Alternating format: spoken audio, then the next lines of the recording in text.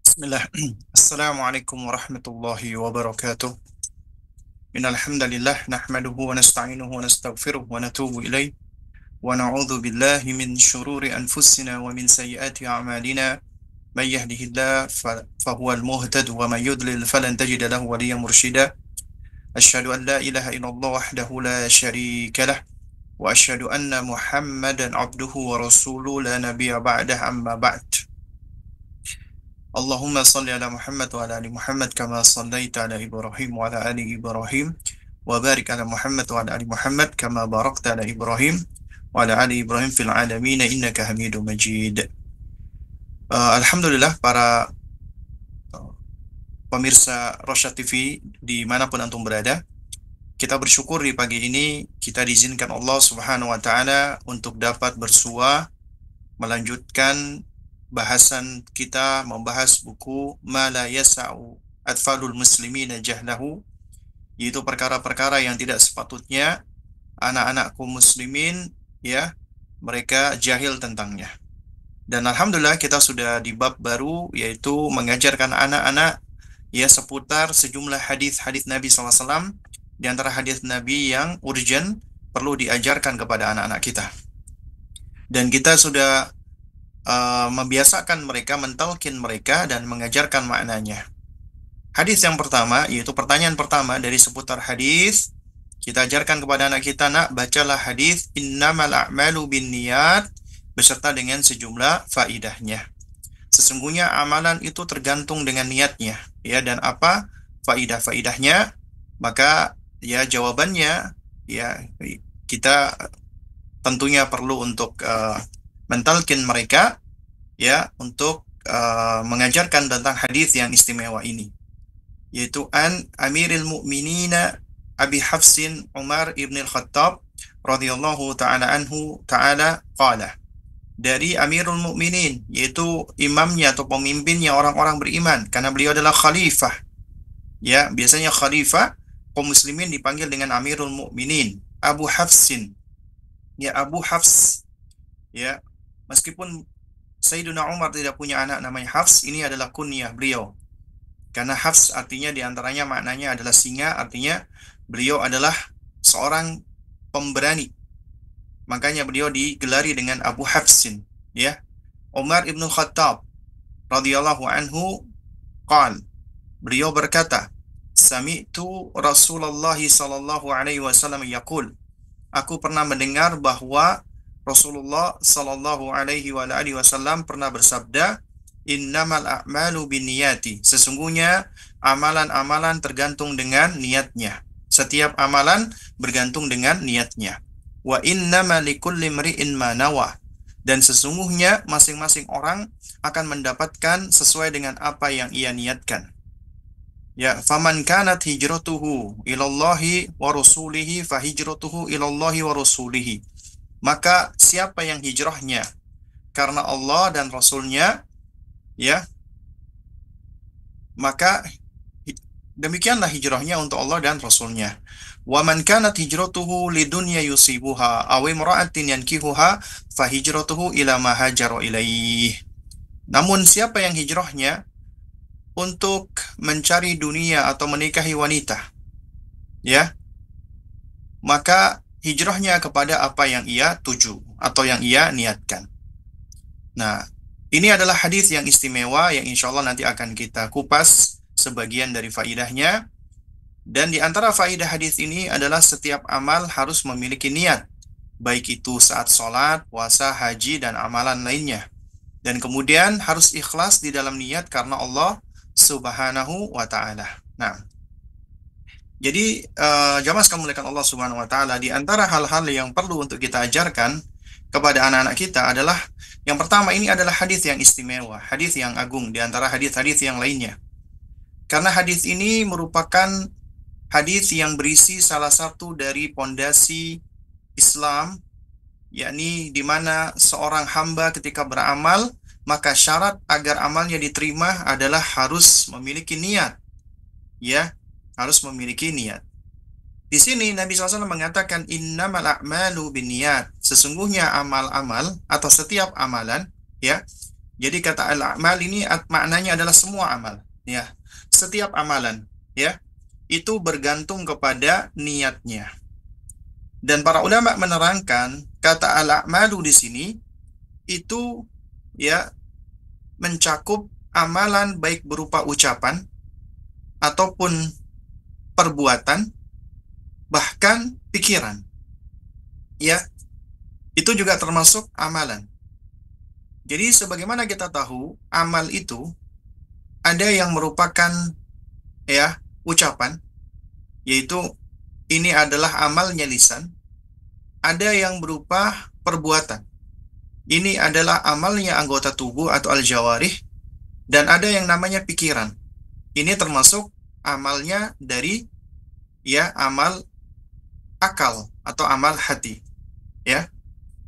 Jadi di sini berarti maknanya adalah semua ucapan, semua perkataan, termasuk semua pikiran itu bergantung dengan niatnya, ya. Jadi semuanya yang menjadi tolak ukur di sini adalah niat. Maka apabila seseorang dia hendak berkata, hendak berbuat, bahkan hendak berpikir, maka lihatlah niatnya. Nah, mungkin ada yang bertanya, kalau amalan anggota tubuh, iya, itu adalah amalan. Lantas kenapa bisa perkataan itu disebut dengan amalan? Ya, karena sejatinya seseorang ketika dia berkata-kata, ngomong, itu juga termasuk bagian dari amalan yang berupa ucapan. Bukankah orang yang sedang berdakwah itu mengajak kepada Allah Subhanahu wa taala, maka itu termasuk, ya, salah satu dari amal saleh. Lalu bagaimana dengan pikiran? Ya. Nah, pikiran itu juga termasuk bagian dari amal. Sebagaimana kisah Al-Walid ibnul Mughirah, ya, ketika dia berpikir untuk bisa menjelekkan Al-Quranul Karim. Allah Subhanahu wa taala berfirman di dalam surat Al-Muddathir, innahu fakkara wa qaddar. Sesungguhnya dia telah memikirkan dan menetapkan, ya, yaitu tentang apa yang hendak dia lakukan untuk menjelekkan Al-Quran, ya. Maka Allah Subhanahu wa taala mengatakan fa kutila kaifa qaddar. Maka celakalah dia, bagaimana dia bisa menetapkan. Ya, summa qutila kaifa qaddar. Diulangi lagi, kemudian celakalah dia. Bagaimana dia bisa menetapkan, yaitu untuk menjelekkan Al-Quran. Summa nadhar. Kemudian dia pun memandang, ya, atau dia pun memikirkan. Ya, summa abasa wa basar. Kemudian setelah itu dia pun bermuka masam dan merengut. Thumma adbar wastakbar. Kemudian dia berpaling dari kebenaran dan menyombongkan diri. Faqala inna hadha illa sihru yu'thar. Ketika mendengarkan Al-Quran, ya, yang dia tahu begitu hebatnya Al-Quran, di mana dia sombong dan berpaling, lalu dia mengatakan faqala inna hadha illa sihru yu'thar. Sesungguhnya Al-Quran ini tidak lebih daripada Al-Quran yang dipelajari dari orang-orang terdahulu. Inna hadza illa qaulul bashar. Kemudian dia pun mengatakan sesungguhnya ini adalah ucapan manusia, Al-Quran ini. Ya, sa'uslihi saqar. Maka Allah akan memasukkan dirinya ke dalam neraka saqar. Jadi ketika Al-Walid ibnul Mughirah, ya, dia berpikir untuk bisa mencela Al-Quran, menjelekkan Al-Quran, maka Allah pun mencela dirinya, mengancam dirinya, dan dia pun mendapatkan dosa. Ya. Artinya ternyata berpikir tentang sesuatu itu juga bisa mendapatkan ancaman. Demikian pula orang ketika berpikir tentang suatu kebaikan. Makanya di antara salah satu amalnya, ya, ulil albab, orang-orang yang berakal, adalah bertafakkur. Mereka merenungi tentang penciptaan alam semesta. Ya, artinya mereka memikirkan tentang penciptaan alam semesta. Sebagaimana dalam surat Ali Imran, Allah Subhanahu wa taala mengatakan, "Inna fi khalqis samawati wal ardi wa ikhtilafil laili wan nahari la ayatil liulil albab." Sesungguhnya di dalam penciptaan langit dan penciptaan bumi dan bersilih gantinya siang dan malam, itu terdapat tanda-tanda bagi orang-orang ulil albab yang mau mempergunakan akal sehatnya. Siapa mereka? Alladzina yadhkurunallaha qiyama wa qu'uda wa ala junubihim wa yatafakkaruna fi khalqis samawati wal ardi. Mereka adalah orang-orang yang selalu menyebut, mengingat Allah ketika berdiri, ketika duduk, dan bahkan ketika berbaring. Wa yatafakkarun, dan mereka selalu bertafakkur, memikirkan tentang penciptaan langit dan bumi. Dan dia takjub dengan penciptaan langit dan bumi ini, sehingga dia mengatakan, Rabbana ma khalaqta hadza batilah, wahai Rabb kami, ya sesungguhnya tidak ada satupun yang engkau ciptakan ini yang sia-sia, yang batil. Subhanaka faqina adzabannar. Maha suci engkau ya Allah, maka lindungilah kami dari api neraka. Nah, jadi ketika seseorang dia bertafakur, merenungkan tentang ciptaan Allah Subhanahu wa taala, ya, maka ia pun telah jatuh kepada suatu amalan. Ya. Nah, jadi ini artinya menunjukkan apa? Menunjukkan pikiran itu adalah juga termasuk bagian dari amalan. Ya, demikian pula dengan amalan anggota tubuh, maka tentu ini jelas. Ya. Bahkan amalan anggota tubuh mulai dari misalnya dia menggerakkan tangan untuk bekerja mencari nafkah, atau dia menggerakkan kakinya untuk melangkah menuju ke masjid, atau dia menggerakkan matanya untuk melihat sesuatu yang yang menakjubkan, ya, atau dia mengarahkan telinganya untuk mendengarkan sesuatu yang bermanfaat, ya, atau misalnya juga dia intinya mengarahkan anggota tubuhnya dalam rangka untuk melakukan suatu amalan-amalan, ya. Nah, hatta ekspresi kayak senyuman itu juga bisa menjadi suatu amalan yang mendatangkan pahala. Makanya Nabi SAW sampai mengatakan, la tahkiranna minal ma'rufi syai'an. Janganlah kalian itu meremehkan suatu kebaikan sedikit pun. Jangan menganggap remeh suatu kebaikan sedikit pun. Ya, walau antalqa akhaka biwajhin talqin. Ya, meskipun itu engkau menghadap saudaramu dengan wajah yang ceria, ya, dengan senyuman di hadapannya. Ternyata senyuman itu juga bisa menjadi sesuatu yang mendatangkan pahala, asalkan niatnya, ya, tentunya dilakukan karena Allah Subhanahu wa taala. Ya. Jadi semua amal di sini innamal a'malu binniyat, ya, adalah bergantung pada niatnya. Nah, baik amalan-amalan yang sifatnya adalah amalan akhirat, maka ini menjadi keharusan, harus karena Allah, atau amalan-amalan dunia, yang mana amalan dunia ini malah bisa menjadikan amalan tersebut yang tadinya mubah mendatangkan pahala. Ya. Nah, jadi apa sih yang dimaksud dengan niat? Niat itu adalah al-qasdu, adalah tujuan, maksud dari seseorang melakukan sesuatu. Maka di situ dia punya maksud, dia punya tujuan. Ya. Dan niat itu, ya, asalnya, ya, mahalluha fil qalbi. Sebagaimana diterangkan oleh para ulama, tempatnya di dalam hati. Makanya dia termasuk amalan hati. Ya. Dan niat sebenarnya tidak disyaratkan, bahkan bisa menjadi bid'ah apabila itu dipersyaratkan, ya, namun tanpa ada dalil, yaitu dengan melafalkan niat. Contoh misalnya ketika sholat, ya, kita tahu Nabi mengatakan, "Shollu kama ra'aitumuni usolli." Sholatlah kalian sebagaimana aku sholat. Dan juga kita tahu bahwasanya, ya, di antara salah satu rukun sholat adalah niat. Tapi kita tidak dapati Nabi SAW itu melafalkan niat, ya, atau Nabi mengajarkan lafal-lafal tertentu seperti misalnya nawaitu, ya, atau usolli dan lain sebagainya. Jadi ini adalah suatu hal yang dibuat-buat, ya, atau suatu hal yang dibuat, ya, Dan itu sebenarnya tidak ada dalilnya dari Nabi SAW. Nabi hanya mengajarkan untuk melafalkan niat pada ibadah-ibadah yang memang Nabi khususkan, seperti ketika umroh atau haji.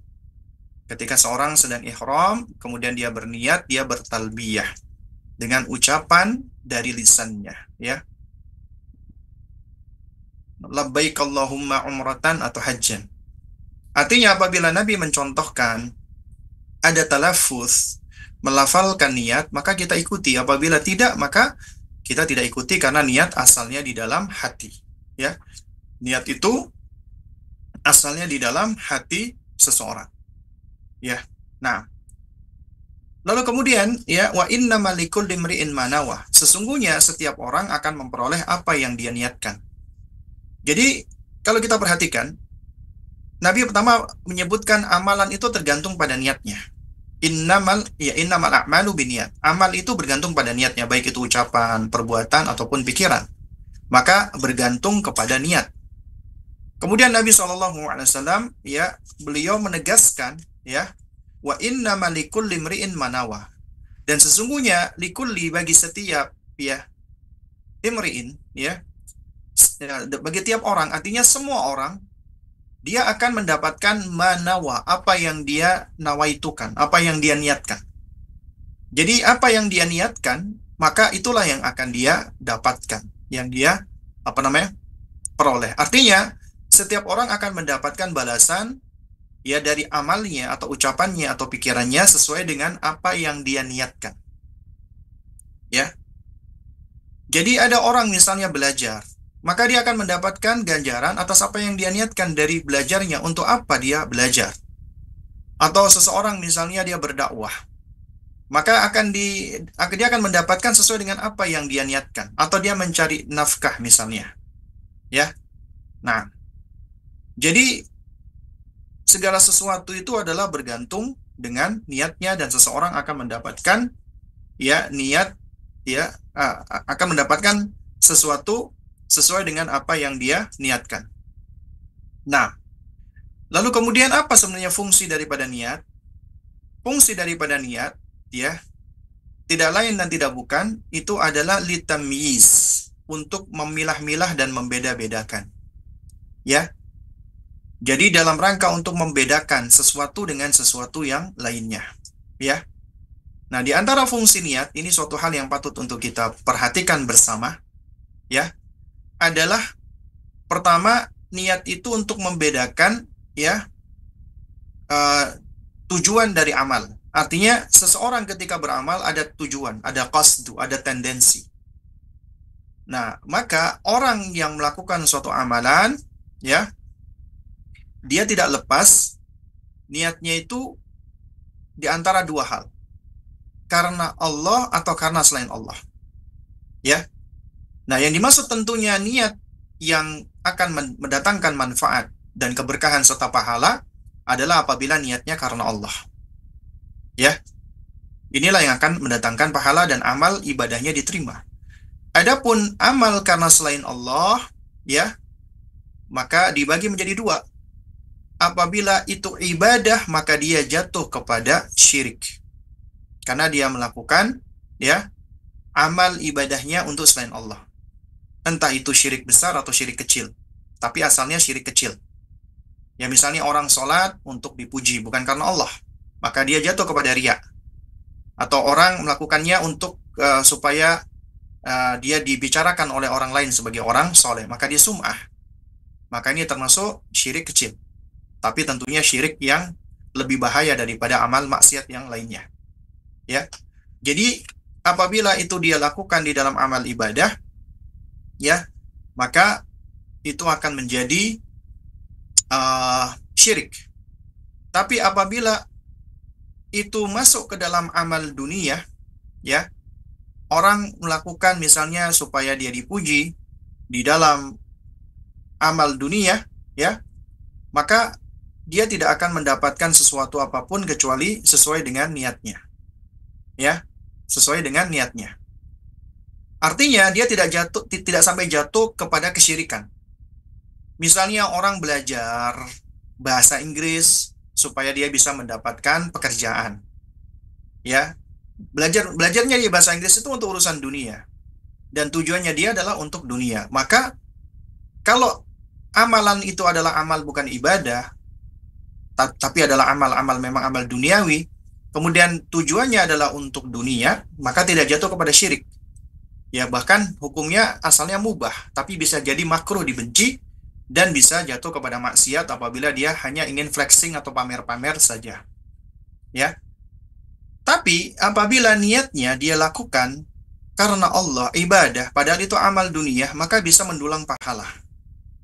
Ya, misal orang belajar matematika dengan tujuan supaya dengan matematikanya tadi dia bisa lebih menguasai misalnya ilmu waris, mawaris misalnya.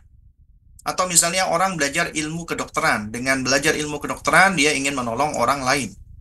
Dia ingin membantu orang lain yang kesulitan misalnya. Maka niat-niatnya dia apabila dia lakukan untuk akhirat karena Allah Subhanahu wa taala, maka amal yang tadinya mubah duniawi tadi bisa mendatangkan pahala. Ya. Jadi jadi yang di antara fungsi niat tadi yang pertama adalah untuk membedakan tujuan daripada amalnya. Karena Allah kah atau bukan karena Allah. Ya, kalau amal ibadah menjadi syarat bahkan rukun di dalam sejumlah ibadah harus karena Allah, ikhlas karena Allah. Apabila enggak amalnya sia-sia atau dia jatuh kepada syirik. Tapi untuk amal yang sifatnya non ibadah duniawi, maka sebenarnya tidak mengapa seseorang itu meniatkan bukan karena Allah. Tapi apabila dia niatkan karena Allah, maka itu tentunya akan mendatangkan pahala, bahkan barokah, bahkan keistiqomahan. Sebagaimana Imam Malik rahimahullah taala, beliau pernah mengatakan ketika beliau menulis kitab Muwatta, kemudian ada murid-muridnya yang berkata, ya udah banyak para ulama yang menuliskan kitab Muwatta, kenapa Anda tetap menulis kitab Muwatta? Ya, maka kata beliau, ya rahimahullahu taala, ya, beliau mengatakan, ya, maka nalillahi yabqa. Segala sesuatu yang dilakukan karena Allah insya Allah akan langgeng. Karenanya ya kitab Muwatta yang sampai langgeng sampai saat ini adalah karyanya Imam Malik rahimahullahu taala. Ya. Jadi ternyata segala sesuatu yang dilakukan karena Allah akan lebih langgeng. Ya. Hatta itu amal-amal dunia. Jadi dilakukan karena Allah, dia mendapatkan pahala, bahkan mendapatkan keberkahan dan mendapatkan juga kelanggengan.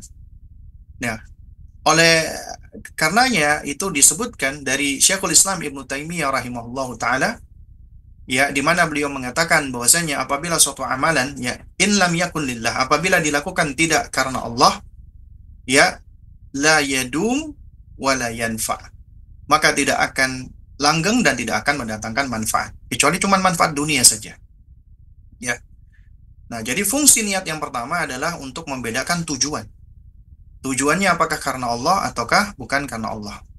Adapun fungsi yang kedua adalah litamyiz, itu memilah antara suatu amalan dengan amalan yang lain. Antara suatu perbuatan dengan perbuatan yang lain. Ya. Maka para ulama menerangkan di sini ada dua jenis. Yaitu niat adalah membedakan dari satu ibadah dengan ibadah yang lain. Ya. Dari satu amalan dengan amalan yang lain. Dari suatu perbuatan dengan perbuatan yang lain yang sama-sama ibadah. Contoh misalnya, orang ketika datang ke masjid di waktu fajar, kemudian dia sholat 2 rakaat, maka yang membedakan apakah itu sholat sunnah, ya, fajar, atau sholat tahiyatul masjid, ataukah sudah sholat subuhnya, itu adalah niat. Ya. Jadi yang membedakan adalah niat. Atau misalnya seseorang sholat qobliyah zuhur 4 rakaat. Nah, ini ada riwayatnya, ya. Nah, untuk membedakan apakah sholat 4 rakaatnya qobliyah zuhur itu apakah sholat qobliyah, sholat sunnah, ya, sholat rawatib, ataukah sholat zuhur itu sendiri, maka yang membedakan adalah niat. Ya, adalah niat. Atau seseorang misalnya ketika dia mengeluarkan harta uang, ya, dia keluarkan, maka niat yang membedakan apakah dia keluarkan itu sebagai sedekah atau infak, ataukah sebagai zakat, ya. Orang yang mengeluarkan beras, ya, itu juga niat apakah dia keluarkan itu sebagai sedekah biasa ataukah sebagai zakat fitrah misalnya ketika menjelang hari raya. Maka niat adalah sesuatu yang membedakan dari suatu amal yang sama, dari satu ibadah dengan ibadah yang lainnya. Seperti misalnya orang ketika berpuasa ya di luar bulan Ramadan. Ya misalnya dia sholat, dia puasa. Maka yang membedakan niat, apakah itu puasa qadha kalau dia punya hutang, ataukah puasa nadar, ataukah puasa sunnah. Ya artinya dalam satu amalan yang sama-sama puasa, maka yang membedakan adalah niat. Jadi niat itulah yang mentamyiz, membedakan ya dari satu amalan atau ibadah yang sama. Maka yang membedakan adalah niat. Makanya niat menjadi rukun. Karena seseorang ketika hendak sholat, dia harus menghadirkan di dalam hatinya, dia hendak sholat apa ini? Sholat zuhur kah? Yang maktubah, yang wajib, ataukah sholat sunnah? Kemudian yang kedua, ya, bahwasanya niat itu membedakan antara ibadah dengan adah. Ibadah dengan kebiasaan. Ya. Jadi yang membedakan adalah niat. Contoh ketika seseorang mandi. Ya, ketika orang mandi, dia sekedar mandi biur itu kebiasaan. Tapi ketika dia niatkan, misalnya mandinya untuk membersihkan hadas besar dan hadas kecil, maka dia bisa jatuh kepada mandi junub atau mandi janabat. Ya, dia bisa mandi junub atau mandi janabat. Atau contoh lain misalnya, ada orang yang dia biasa intermittent fasting. Dan intermittent fastingnya adalah ya ketika dia jam makannya dia adalah ketika sudah malam atau ketika sudah maghrib lah, taruhlah sama seperti puasa. Nah, kalau dia kebiasaannya intermittent fasting, maka dia nggak mendapatkan pahala kecuali ya dia cuma mendapatkan kesehatan yang dia tuju. Tapi kalau dia niatkan itu sebagai puasa, maka tentunya dia mendapatkan pahala atas ibadahnya. Ya, jadi ternyata niat itu bisa membedakan antara mana yang ibadah dan mana yang ada. Nah, kadang-kadang seseorang ya dengan niatnya dia bisa mendulang pahala. Sebuah perbuatan yang sifatnya ada, non ibadah, itu bisa mendulang pahala karena niat. Ya. Misalnya orang makan, kemudian dia niatkan supaya dia mendapatkan kekuatan, supaya dia kuat beribadah, maka dia bisa mendapatkan pahala dari makannya. Sementara orang yang cuma sekedar makan doang, ya dia nggak mendapat apa-apa. Cuman kenyang saja. Ya. Nah, di sisi lain bisa jadi ada orang sholat, dia sholatnya adalah memang tujuannya ibadah karena Allah, dan ada sholat karena kebiasaan. Ada yang seperti ini. Jadi dia menjadikan sholatnya ada kebiasaan. Artinya dia cuma sholat sekedar menggugurkan kewajiban. Ya, akhirnya sholatnya itu cuman gerakan fisik saja, tapi hatinya lalai. Dan ini seringkali sholat yang dilakukan oleh orang-orang yang tidak tercegah dirinya dari perbuatan keji dan mungkar. Ya, jadi ada orang-orang yang sholatnya seperti ini. Jadi ternyata niat itu bisa membedakan antara kebiasaan atau ada dengan ibadah. Ya, itu ternyata yang menjadi pembeda di antaranya adalah apa? Niat. Maka niat ini adalah sesuatu yang memang tidak tampak, tapi disitulah pembeda yang nyata. Ya, dan kita nggak boleh menuduh niat seseorang, karena ini perkara yang tidak tampak. Ya, jadi misalnya kita nuduh orang, wah, ya orang ini nggak ikhlas nih, wah orang ini melakukannya karena ini dan karena itu. Ya, jadi ini suatu hal yang sebenarnya kita dilarang untuk menghukumi hati seseorang. Kenapa? Karena hati itu adalah ya sesuatu yang gaib. Jadi kita tidak diperbolehkan menvonis atau menuduh hati orang. Nah, kemudian kita lanjutan dari hadis Nabi SAW setelah Nabi mengatakan sesungguhnya tiap amalan bergantung pada niatnya dan tiap orang akan mendapatkan sesuai dengan apa yang dia niatkan. Faman kanat hijratuhu ilallahi wa rasulihi fa hijratuhu ilallahi wa rasulihi. Di sini Nabi memberikan contoh tentang salah satu amalan, yaitu hijrah. Maka siapa yang hijrahnya, niatnya menuju kepada Allah Subhanahu wa taala dan Rasulnya, maka dia akan mendapatkan ya balasan dari hijrahnya, yaitu menuju kepada Allah dan Rasulnya. Sebaliknya, wa man kana hijratuhu lid-dunya yusibuha ya aw imra'atin yankihuha fa hijratuhu ila ma hajara ilaihi. Dan siapa yang hijrahnya itu untuk meraih dunia atau menikahi wanita, maka hijrahnya adalah apa yang ia tuju. dari apa yang dia tuju.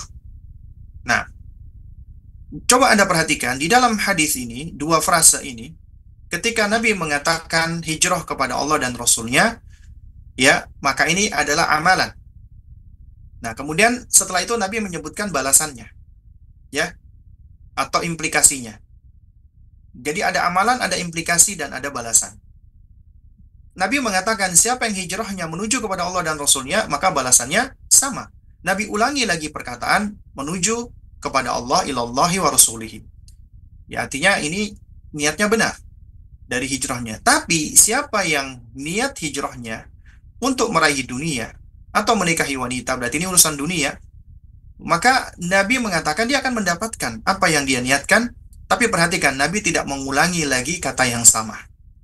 Ketika Nabi mengatakan ya ilallahi wa rasulihi, Nabi mengulangi ilallahi wa rasulihi. Ini sebagai bentuk pemuliaan atas niat tersebut. Makanya Nabi ya mengulangi lagi. Karena di sini ada kemuliaan. Orang yang berhijrah menuju kepada Allah dan Rasul-Nya, maka dia akan mendapatkan hijrah tersebut menuju kepada Allah dan Rasul-Nya. Karena kemuliaan, Nabi tidak segan mengulanginya.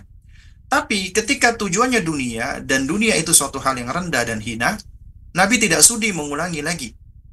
Nabi hanya menyebutkan amalnya mencari dunia, menikahi wanita, tapi implikasinya dan balasannya Nabi tidak ingin mengulangi lagi.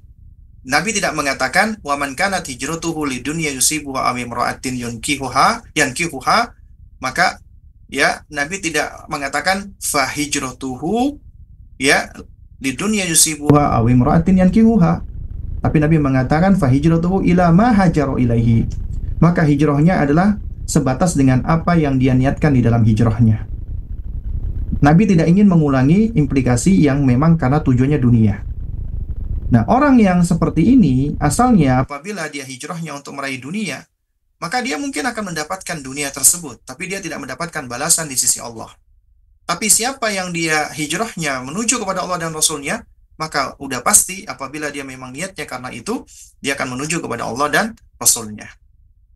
Ya. Dan kata hijrah itu sendiri, ya, maknanya secara bahasa adalah at-tarku, meninggalkan. Dan kata Ibnu Hajar al-Asqalani rahimahullah, ya, makna hijrah itu ada dua macam. Ada dua jenis. Ya. Nah, yaitu apa? Yaitu al-intiqal min makanin ila makanin akhar, yaitu berpindah dari satu tempat ke tempat yang lain. Itu makna hijrah yang pertama, yaitu berpindah tempat atau ibaratnya migrasi, berpindah. Ya. Nah, di sini ya, berpindahnya tempat seseorang ke tempat yang lain, ya, itu ada dua jenis. Yang pertama adalah al-intiqal min daril kufri ila daril iman, yaitu seseorang yang berpindah dari negeri kafir menuju ke negeri Islam. Seperti dahulu para sahabat berpindah dari Mekah ke Madinah. Ya. Atau seseorang yang berpindah dari negeri kafir ke negeri Islam. Maka ini adalah hijrah. Ya. Atau yang kedua maknanya adalah al-intiqal min daril khaufi ila daril amni, yaitu orang yang berpindah dari negeri yang tidak aman menuju negeri yang penuh dengan ketakutan, yang tidak aman, menuju ke negeri yang aman. Seperti contoh misalnya, ya, orang-orang di Palestina. Ketika misalnya di Gaza itu tidak aman, kemudian mereka pindah ke bagian yang lainnya, ngungsi ya ke bagian yang lainnya, maka itu juga hijrah. Artinya berpindah mencari tempat yang lebih aman. Atau misalnya ketika ada bencana, ya, kemudian seseorang dia pergi ya mencari tempat yang aman, maka itu juga termasuk hijrah. Hijrah artinya berpindah dari satu tempat ke tempat yang lainnya. Ya. Nah, namun biasanya ketika dikatakan hijrah, maka asal maknanya adalah berpindah dari negeri kafir ke negeri iman. Adapun makna yang kedua, ya, adalah seseorang yang dia meninggalkan, karena makna hijrah kan atarku, yaitu meninggalkan amalan yang sayyi'ah, amalan yang jelek, amalan yang buruk, menuju ke amalan yang baik. Ya. Nah, ini sebagaimana yang disebutkan oleh Nabi SAW, al-muhajiru man hajara ma nahallahu anhu. Orang yang berhijrah sejatinya adalah orang yang meninggalkan apa yang Allah larang. Ya. Nah, jadi ini adalah makna hijrah. Ya. Jadi makna hijrah itu secara bahasa adalah meninggalkan. Nah, kemudian makna pertama artinya meninggalkan suatu tempat ke tempat yang lain, entah itu dari negeri kafir ke negeri muslim atau negeri yang mencekam, menakutkan ke negeri yang aman. Atau makna yang kedua adalah meninggalkan amal jelek menuju ke amal baik. Ya, ini yang seringkali yang dimaksud dengan orang-orang yang berhijrah, artinya orang yang tadinya berbuat buruk dia tinggalkan. Ibaratnya orang-orang yang bertaubat kepada Allah Subhanahu wa taala. Dia meninggalkan amal keburukan menuju ke amal kebaikan. Ya. Nah, jadi ternyata orang yang berhijrah, ya, entah itu berhijrah tempat dari tempat yang baik, maksud saya dari tempat yang buruk menuju ke tempat yang baik, itu ternyata ada yang hijrahnya karena Allah dan karena mengikuti Rasulullah, dan ada juga yang niatnya dunia supaya dapat kerjaan atau supaya bisa menikahi wanita. Makanya ada hijrah karena dunia, dan wanita ada hijrah karena Allah dan Rasulnya. Sama-sama hijrah, tapi yang membedakan adalah niat. Yaitu sama-sama meninggalkan suatu tempat ke tempat yang lain, tapi yang membedakan adalah niat. Ya. Maka siapa yang dia berpindah dari satu tempat ke tempat yang lain, tujuannya adalah untuk Allah dan mengikuti Rasulullah SAW, maka dia akan mendapatkan apa yang dia niatkan, yaitu dia akan mendapatkan hijrah menuju kepada Allah dan dan mengikuti Rasulullah SAW. Tapi jika dia hijrahnya untuk dunia dan wanita, maka cuma ada dua kemungkinan. Ya, yaitu yang pertama, pasti dia tidak akan mendapatkan pahala dari Allah karena tujuannya dunia, dan yang kedua, dia akan mendapatkan apa yang dia niatkan tadi dari hijrahnya. Tapi ternyata meskipun dia niatkan, belum tentu dia misalnya ingin menikahi wanita, belum tentu di negeri tersebut dia menikahi wanita tersebut. Atau dia ingin meraih dunia, belum tentu dia sukses di dalam urusan dunianya. Ya. Nah, oleh karena itulah dari sini kita bisa tahu bahwasanya niat itu adalah sesuatu yang sangat fundamental dan sangat penting sekali. Nah, jadi jamaah sekalian, para pemirsa Rosa TV yang dimuliakan Allah Subhanahu wa taala. Jadi dari sini ini adalah menjadi salah satu bab penting yang perlu kita ajarkan kepada anak-anak kita berkaitan dengan masalah niat. Ya, karena niat ini ya suatu amalan hati yang fundamental yang perlu untuk kita ajarkan kepada anak-anak kita, yaitu agar mereka ketika melakukan sesuatu ajarkan untuk Allah Subhanahu wa taala, untuk mencari balasan Allah Subhanahu wa taala, yaitu bagian dari niat adalah mengajarkan mereka keikhlasan. Karena niat itu membedakan antara yang ikhlas dengan yang tidak ikhlas, itu ada pada niat. Meskipun memang niat itu ya di mana tempatnya di hati, dan hati itu ya sebagaimana namanya al-qalbu, jadi dinamakan hati dengan qalbu taqallubihi, karena mudahnya berubah-ubah. Memang kita nggak bisa pungkiri ya bahwa yang namanya hati itu bisa berubah-ubah. Oleh karena itu makanya tidak heran apabila ada sebagian ulama salaf, seperti kalau tidak salah ingat Imam Fudail bin Iyad, beliau mengatakan ya, ma asyaddu syai', tidak ada sesuatu yang lebih berat ya untuk diperbaiki, yaitu min niyati, melebihi daripada niatku. Artinya niat itu sesuatu hal yang memang paling sulit karena suka berubah-ubah. Ya. Lalu bagaimana dalam hal ini? Ya, dalam hal ini adalah ada kondisi orang yang ketika niatnya berubah.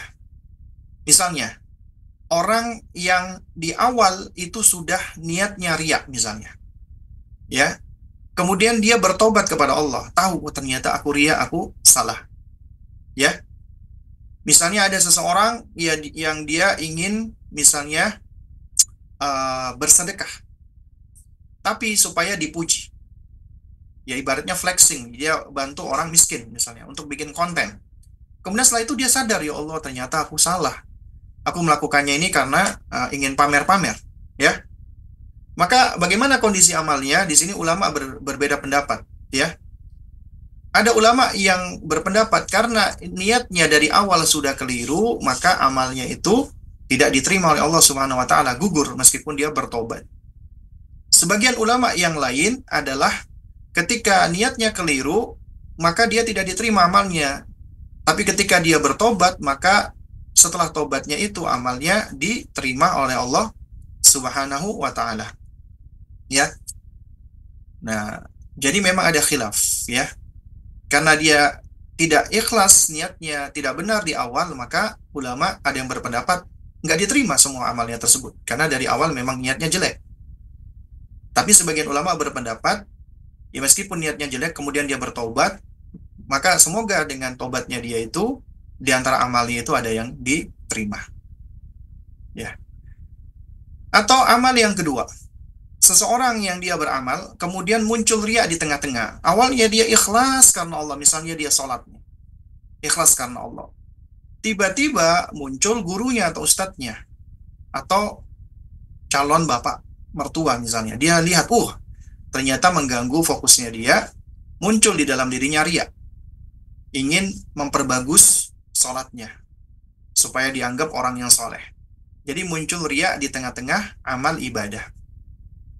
Maka dalam hal ini ya ada dua kondisi. Kondisi yang pertama adalah dia berusaha untuk menghilangkan riyanya. Ya. Dia menghilangkan riyanya. Maka apabila dia muncul riya dan kemudian dia lawan, ya, maka ya amalnya adalah insya Allah amal yang makbul. Ya. Tetapi kalau misalnya dia muncul riya di tengah-tengah dan kemudian tidak dia upayakan untuk menghilangkan riyanya, malah dia termakan dengan riya tadi, maka amalnya amal yang tidak diterima, ya. Jadi apa namanya? Amal yang dia lakukan itu gugur, ya.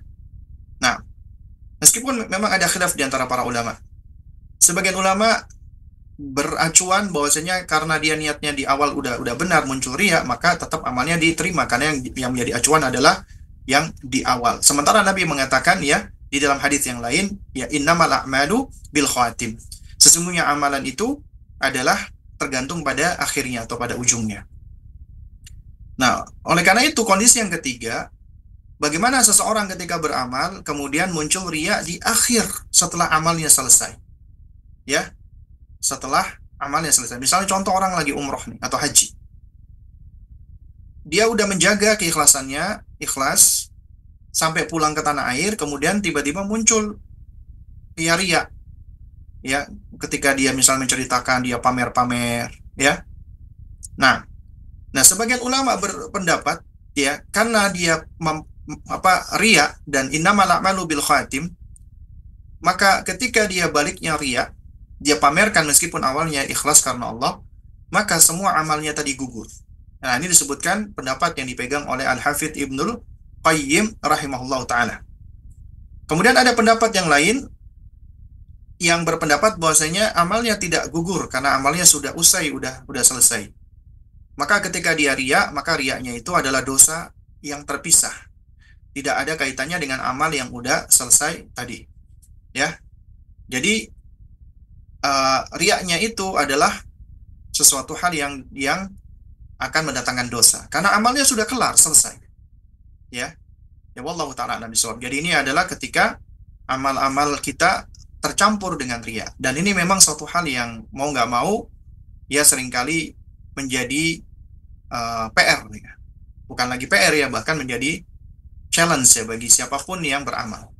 Nah, jadi sebenarnya dari hadis ini kita bisa belajar bahwa amalan apapun itu di antara salah satu kunci pentingnya adalah harus melihat niat. Niatnya karena Allah Subhanahu wa taala. Ikhlas karena Allah Subhanahu wa taala. Ya. Jadi ini adalah salah satu pendidikan hati, mengajarkan terutama anak-anak kita agar mereka beramal itu niat karena Allah Subhanahu wa taala, ikhlas karena Allah. Dan ikhlas itu tidak lepas dari 3 kondisi. Kondisi yang pertama adalah ikhlas itu adalah seseorang yang beramal karena mencintai Allah Subhanahu wa taala. Dengan kecintaannya itulah dia beribadah, mendekat, bertakarrub, dan taat kepada Allah. Maka ini adalah keikhlasan. Dan ini adalah tingkatan yang tinggi, karena dia melakukan amalan karena cinta kepada Allah. Ya. Atau yang kedua, dia melakukan amalan karena mengharapkan balasan dari Allah. Ini juga ikhlas. Ya, dia mengharapkan ganjaran dari Allah, pahala dari Allah, kebaikan dari Allah. Ya. Maka ini adalah bagian dari ikhlas, yaitu ketika dia mengharapkan jannah, balasan dari Allah. Nah, jadi jangan kita tertipu dengan sebagian orang yang mengatakan orang yang beramal mengharapkan balasan dari Allah, maka dia tidak ikhlas. Beda, pamrih dengan manusia. Beda, karena kita nggak bicara tentang makhluk ya. Kalau kita beramal, ingin mendapatkan pamrih dari manusia, iya, itu nggak ikhlas. Kita akan kecewa. Karena berharap kepada manusia pasti kecewa, tapi berharap kepada Allah tidak akan kecewa. Karena apabila seseorang dia beramal, mengharapkan balasan yang ada di sisi Allah, maka itu adalah keikhlasan. Nah, tapi di sini ada perincian lagi, yaitu orang yang beramal ingin mendapatkan balasan di sisi Allah, yaitu balasan berupa akhirat. Maka tentunya ini yang paling utama. Ya, Allah akan memberikan surga, Allah akan memberikan pahala, Allah akan memberikan kebaikan-kebaikan di akhirat. Maka ini tentunya yang lebih utama. Lantas sebagaimana apabila seseorang berharap kepada Allah untuk mendapatkan kebaikan dunia, maka tentunya ini ya lebih rendah daripada yang pertama, tapi sebenarnya para ulama menerangkan ini boleh. Kenapa? Karena tetap mengharap ya dari Allah Subhanahu wa taala. Dan Allah yang akan memberikan kebaikan tersebut di dunia dan di akhirat. Tapi hendaknya seorang muslim tidak hanya mengharapkan kebaikan untuk dunia, karena dunia tempat sementara. Hendaknya dia mengharapkan dari Allah balasan yang paling utama adalah balasan akhirat. Ya, wal akhiratu khairun wa abqa. Karena akhirat itu lebih baik dan lebih langgeng. Ya. Jadi ini suatu hal yang penting untuk kita pahami bersama. Ya. Jadi ketika seseorang beramal, ikhlas itu mengharapkan balasan dari Allah. Atau kondisi yang ketiga, dia beramal atau beribadah karena takut dengan Allah, takut dengan siksa Allah, takut dengan ancaman Allah, takut dengan kemurkaan Allah, takut dengan kemarahan Allah, takut ketika Allah ya tidak menerima amalnya, takut ketika Allah Subhanahu wa taala ya tidak memberikan cintanya, ridhonya, rahmatnya. Jadi kemudian dia beramal karena takut dengan itu semua. Maka itu juga termasuk keikhlasan. Nah, tentunya yang paling utama adalah ketika seseorang mengkombinasikan ketiga hal ini, yang mana ini merupakan pilar ibadah. Ya, dan inilah pilar ibadahnya Ahlus Sunnah, yaitu dia mencinta Allah, mengharap kepada Allah, dan takut kepada Allah. Maka seorang mukmin hendaknya mengkombinasi ketiga hal ini di dalam amal ibadahnya. Dan ini juga termasuk amal hati, niat juga termasuk amal hati, karena tempat asalnya adalah di dalam hati. Dan kita tidak perlu melafalkan niat, kecuali apabila ada hajat atau ada tuntunan. Ya, apabila ada tuntunan, maka tentu kita ikuti. Apabila tidak ada tuntunan di dalam hal ibadah, maka tidak perlu kita utarakan. Adapun dalam urusan dunia, niat, ya, maka sebenarnya boleh-boleh saja seseorang mengungkapkan niatnya untuk tujuan-tujuan tertentu selama tidak mengandung kejelekan ataupun keburukan.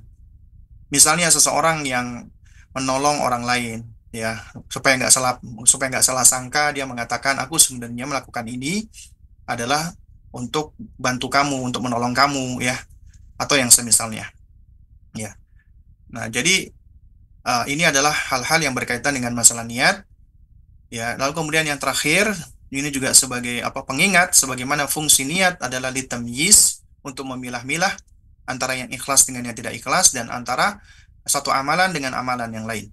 Yaitu untuk membedakan antara ibadah yang sama, itu dibedakan oleh niat, dan untuk membedakan antara ibadah dengan kebiasaan.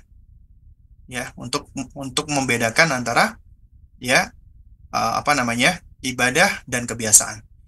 Karena itulah sungguh alangkah indahnya ada perkataan seorang ulama salaf dahulu yang mengatakan bahwasanya ibadahnya orang-orang yang cerdas, ya, itu adalah apa? Adalah dia dapat menjadikan kebiasaannya mendulang pahala, atau dia menjadikan kebiasaannya itu menjadi bernilai ibadah.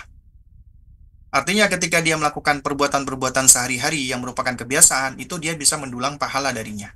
Maka ini adalah orang yang cerdas.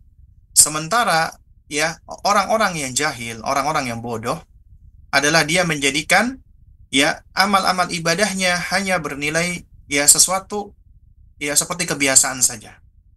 Ya, dia menjadikan ibadahnya itu ada.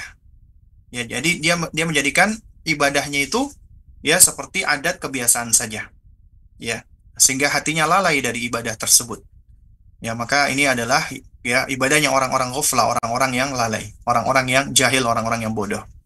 Ya, mudah-mudahan apa yang disampaikan ini dapat memberikan manfaat ya, dan juga dapat menjadi pembelajaran bagi kita semua ya, terutama juga berkaitan dengan pendidikan. Maka di antara salah satu pilar pendidikan bagi siapapun, terutama bagi orang tua, adalah niatkan karena Allah, karena mendidik anak itu adalah ibadah, bahkan ibadah terpanjang, ibadah yang tidak hanya seumur hidup kita, tapi juga dapat berlangsung menjadi jariah meskipun kita sudah meninggal dunia atau berkalang tanah. Asalkan kita niatkan di dalam mendidik anak kita itu karena Allah Subhanahu wa taala.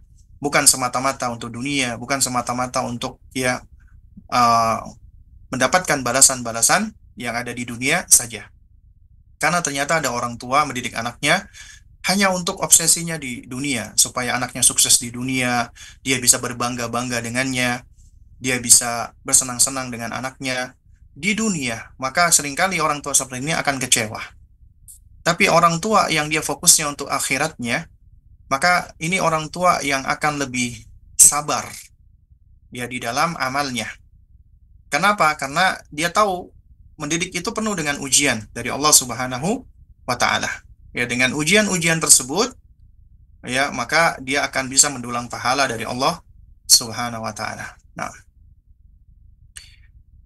bagaimana ada seorang yang dari kecil tumbuh di lingkungan keluarga yang backgroundnya udah Islami dan taat dalam beribadah, tapi setelah tumbuh dewasa dia tidak mencerminkan Islami dalam kehidupan sehari-hari, tapi alhamdulillah dia rajin sholat, puasa, ibadah lainnya, hanya saja dia malas untuk belajar agama, kurang peduli urusan agama. Kata yang penting rajin ibadah, karena dia melihat keluarganya walaupun rajin ibadah, sering ikut kajian, tapi akhlaknya sesama keluarga masih kurang mencerminkan akhlak yang baik. Jadi dia agak kecewa dengan sikap ayahnya yang kurang baik, kurang perhatian, ya kepada ibunya, dan di dalam keluarganya sering terjadi perselisihan jika ada konflik atau masalah karena perbedaan pendapat. Padahal sebagian kakak-kakaknya ada yang sudah sunnah, tapi kalau ada masalah masih semaunya. Dia sesuka hati dia, masih terbawa hawa nafsu, sehingga keluarganya kurang memberikan keteladanan yang baik kepada adiknya. Bagaimana Ustadz, mohon nasihatnya? Yang pertama tentunya semua kembali kepada hidayah dari Allah Subhanahu wa taala. Tidak ada jaminan keluarga yang kelihatan soleh maka anaknya menjadi soleh, dan juga tidak ada jaminan ya keluarga yang tidak soleh maka anaknya menjadi anak yang juga enggak soleh. Dari Nabi Ibrahim alaihissalam kita belajar ya, dari sosok ayah yang bukan hanya musyrik tapi dedengkot kemusyrikan, ya ternyata Allah pilih Nabi Ibrahim alaihissalam menjadi ya abul anbiya, bapaknya para nabi, seorang yang hanif, yang lurus, meskipun beliau berasal dari keluarga yang kafir. Dan dari Nabi Nuh alaihissalam kita belajar, meskipun beliau adalah seorang rasul pertama, dakwah 950 tahun, siang dan malam, seorang yang sangat penyabar, ternyata istri dan anaknya pun juga ada yang tidak beriman. Artinya semua kembali kepada ketentuan Allah. Ya, taufik dari Allah, hidayah dari Allah. Itu adalah haknya Allah Subhanahu wa taala, hak mutlaknya Allah. Jadi ini suatu hal yang patut untuk kita pahami bersama. Kemudian yang kedua, ya kita hanya diperintahkan untuk mengambil sebab di dalam segala hal, termasuk di dalam menasehati, di dalam berdakwah. Kita cuman bertugas untuk menghantarkan hidayah. Adapun diterima atau tidak, itu di luar dari kemampuan kita. Allah yang menjadikan seseorang itu menerima hidayah atau tidak. Ya, tugas kita hanya menyampaikan saja. Demikian pula di dalam pendidikan banyak faktor, ya. Banyak faktor yang sangat mempengaruhi. Di antaranya adalah faktor akhlak, faktor keteladanan. Karena kita nggak bisa pungkiri, ada orang-orang yang kelihatan religius, sering ngaji, jenggotnya panjang, celananya cingkrang, tapi akhlaknya kurang baik. Ini memang nyata, fakta, dan realita. Ya, bahkan ada seorang suami yang udah ngaji, jenggotan, celananya cingkrang, suka datang ke majelis ilmu, tapi kepada istrinya kasar, suka membentak-bentak, bahkan main tangan. Ada yang seperti ini. Jadi secara akhlak, ya tentunya jelek, ya buruk, meskipun dia kelihatan ngaji dan soleh. Demikian pula ada orang tua yang kelihatan ngaji, tapi terhadap anaknya juga kasar, ya. Dan ini diantara memang kelemahan mereka. Dan tentunya menyelisih tuntunan Nabi SAW, karena Nabi mengatakan, ya khairukum khairukum li ahlihi wa ana khairukum li ahli. Sebaik-baik kalian adalah yang paling baik terhadap keluarganya. Aku adalah orang yang paling baik terhadap keluargaku. Tapi ternyata ada orang-orang yang seperti ini ternyata nggak begitu baik dengan keluarganya. Dan ini tentunya akan memberikan dampak yang negatif terhadap keluarganya. Bahkan yang dikhawatirkan, apabila keburukan dan kezaliman itu berasal dari orang-orang yang udah belajar agama, yang ngaji, itu dikhawatirkan anak-anaknya itu bukan hanya menjauh dan benci dengan orang tuanya, tapi malah menjauh dari sunnah dan tuntunan. Ya, ya seperti yang dialami tadi, ngapain ngaji, belajar kalau toh akhlaknya juga jelek. Kenapa? Karena ini adalah konsep yang tentunya ya muncul ya dari syubhat, ya, ataupun mungkin juga dari ya, pemahaman yang pendek ya dari manusia yang lebih dibakar oleh emosi dan lain sebagainya. Karena yang namanya kegagalan di dalam memahami, ya, itu suatu hal yang lazim kita dapati. Kadang-kadang ada ketika kita lihat berita, ada seorang pencuri, wanitanya pakai jilbab, maka yang kita salahkan jilbabnya, bukan oknumnya. Ya, itulah manusia. Jadi seringkali mereka ketika menilai sesuatu, mereka melihat kepada yang lainnya. Jadi kadang-kadang atribut yang tidak salah itulah yang disalahkan. Ya. Nah, juga sama ketika melihat ada sosok orang tua atau orang yang dekat itu yang nggak baik, padahal kelihatannya mereka religious, maka yang disalahkan udah ngapain aku ngaji, ngapain aku belajar, toh akhlaknya jelek, aku lebih baik nggak perlu ngaji tapi akhlakku baik. Kan ada yang seperti ini gitu loh, ya. Makanya ini bagian dari hidayah Allah Subhanahu wa taala, ya. Nah, oleh karenanya ini juga menunjukkan sejauh mana seseorang itu terkait dan terikat dengan Allah Subhanahu wa taala. Karena apabila seorang anak yang dia terdidik memiliki koneksi yang kuat dengan Allah, maka seluruh bagian dari hidupnya dia, ya hatinya dia, tubuhnya dia, pikirannya dia adalah dia lakukan karena Allah Subhanahu wa taala. Dan dia tidak akan mudah terpengaruh dengan perbuatan dari makhluk, yang mana makhluk itu tentunya banyak salah dan banyak dosa. Artinya dia diberikan bimbingan oleh Allah mempergunakan kecerdasannya. Orang yang layak untuk dicontoh itu adalah Rasulullah SAW, ya, atau orang-orang yang benar-benar mengikuti Rasulullah dari para sahabat, dari para tabiin, dan itu pun mereka juga tidak maksum gitu loh. Dari sini kita belajar bahwasanya ya seorang muslim yang cerdas, dia membangun ya daya nalarnya dia ketika dia ingin mengikuti, maka dia mengikuti manusia yang paling baik, yang paling sempurna, ya.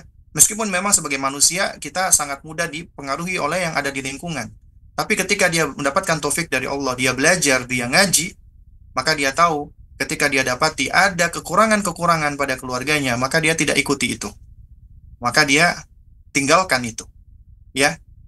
Nah, jadi bukannya malah dia menjadikan itu sebagai legitimasi atau pembenaran atas malasnya dia untuk belajar. Atau kadang-kadang ada seseorang yang dia melegitimasi ya untuk meninggalkan syariat Allah. Ada wanita melepaskan jilbabnya, percuma pakai jilbab kalau toh ternyata masih suka maksiat, masih suka ghibah, masih suka mencuri, masih suka ini. Yang disalahkan jilbabnya. Padahal jilbab perintah Allah Subhanahu wa taala, ya. Di antara tanda ketaatan seorang muslimah adalah tunduk kepada perintah Allah dengan cara berhijab. Ketika dia dapati ada wanita yang berhijab melakukan kemaksiatan, bukan hijabnya yang disalahkan, tapi oknumnya tersebut. Bisa jadi dia cuma pura-pura, ya, dengan cosplay, dengan pakaian seperti itu. Makanya di sini butuhnya kecerdasan, dan kecerdasan itu datangnya dari Allah. Itu yang berangkat dari akal sehat, ya. Nah, karena itulah di sini kita selalu butuh dengan hidayah Allah. Minimal 17 kali dalam sehari kita memohon hidayah itu. Ihdinas siratal mustaqim. Ya Allah, tunjukilah kami jalan yang lurus, ya. Karena sebetapapun seseorang dia berupaya untuk berada di jalan Allah, tetap manusia itu penuh dengan kelemahan, ya. Banyak hal-hal yang dapat memalingkan manusia dari jalan Allah Subhanahu wa taala. Karenanya dia selalu butuh beristi'anah kepada Allah, minta tolong kepada Allah, ya, berdoa kepada Allah agar Allah berikan istiqomahan. Hatta Nabi kita sallallahu alaihi wasallam sendiri pun, ya, beliau juga masih meminta kepada Allah, ya muqallibal qulub, tsabbit qalbi ala dinik. Dan diajarkan juga hal ini kepada kita, ya, sebagai umatnya yang tentunya, ya, kita lebih butuh dengan pertolongan Allah Subhanahu wa taala. Nah, wallahu taala alam bisawab, ya. Sepertinya sudah tidak ada lagi pertanyaan. Mungkin kita cukupkan sampai di sini. Aku lu qauli hadza wa astaghfirullah li wa lakum. Subhanakallahumma wa bihamdik asyhadu an la ilaha illa anta astaghfiruka wa atubu ilaik. Assalamualaikum warahmatullahi wabarakatuh.